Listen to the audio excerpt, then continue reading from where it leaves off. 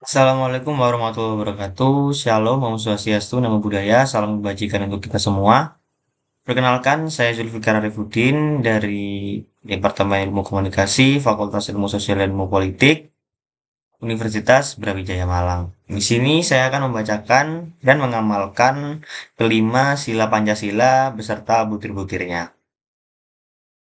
Sila yang pertama yaitu ketuhanan yang Maha Esa, yang terdapat 7 bagian atau butir di dalamnya. Yang pertama yaitu bangsa Indonesia menyatakan kepercayaan dan ketakwaan terhadap Tuhan Yang Maha Esa. Yang kedua, manusia Indonesia percaya dan takwa terhadap Tuhan Yang Maha Esa sesuai dengan agama dan kepercayaan masing-masing menurut dasar kemanusiaan yang adil dan beradab.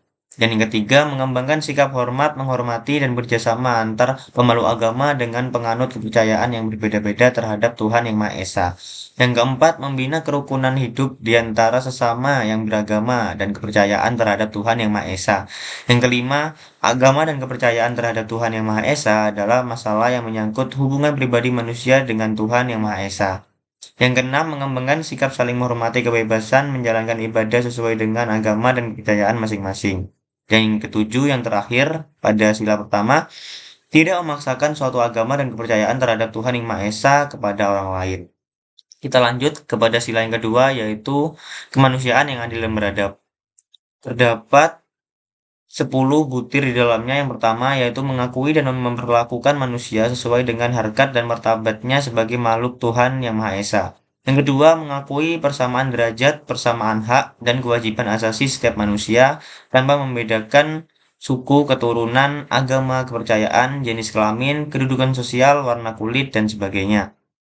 Yang ketiga, mengembangkan sikap saling mencintai sesama manusia. Keempat, mengembangkan sikap saling tenggang rasa dan tegang selera. Kelima, mengembangkan sikap tidak semena-mena terhadap orang lain. Yang keenam, menjunjung tinggi nilai-nilai kemanusiaan. Yang ketujuh, gemar melakukan kegiatan kemanusiaan. Kedelapan, berani membela kebenaran dan keadilan. Yang kesembilan, bangsa Indonesia merasa dirinya sebagai bagian dari seluruh umat manusia. Dan yang terakhir ke-10 pada sila yang kedua, mengembangkan sikap hormat, menghormati, dan bekerjasama dengan bangsa lain. Kemudian kita masuk ke sila yang ketiga yaitu Persatuan Indonesia. Terdapat 7 butir di dalamnya. Yang pertama, mampu menempatkan persatuan, kesatuan, serta kepentingan dan keselamatan bangsa dan negara sebagai kepentingan bersama di atas kepentingan pribadi dan golongan. Yang kedua, sanggup dan rela berkorban untuk kepentingan negara dan bangsa apabila diperlukan. Yang ketiga, mengembangkan rasa cinta kepada tanah air dan bangsa. Yang keempat, mengembangkan rasa kebanggaan berkebangsaan dan bertanah air Indonesia. Yang kelima, memelihara ketertiban dunia yang berdasarkan kemerdekaan, perdamaian abadi, dan keadilan sosial. Yang keenam, mengembangkan persatuan Indonesia atas dasar Bhinneka Tunggal Ika. Dan yang terakhir, ketujuh, pada sila ketiga, yaitu memajukan pergaulan demi persatuan dan kesatuan bangsa. Kita lanjut ke sila yang keempat, yaitu kerakyatan yang dipimpin oleh hikmat kebijaksanaan dalam musyawaratan perwakilan. Terdapat 10 butir di dalamnya. Yang pertama yaitu sebagai warga negara dan warga masyarakat, setiap manusia Indonesia mempunyai kedudukan, hak, dan kewajiban yang sama. Yang kedua, tidak boleh memaksakan kehendak kepada orang lain. Yang ketiga, mengutamakan musyawarah dalam mengambil keputusan untuk kepentingan bersama.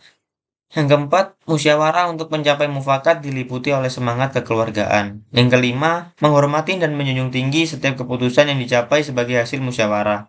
Yang keenam, dengan etikat baik dan rasa tanggung jawab menerima dan melaksanakan hasil keputusan musyawarah. Yang ketujuh, di dalam musyawarah diutamakan kepentingan bersama di atas kepentingan pribadi dan golongan.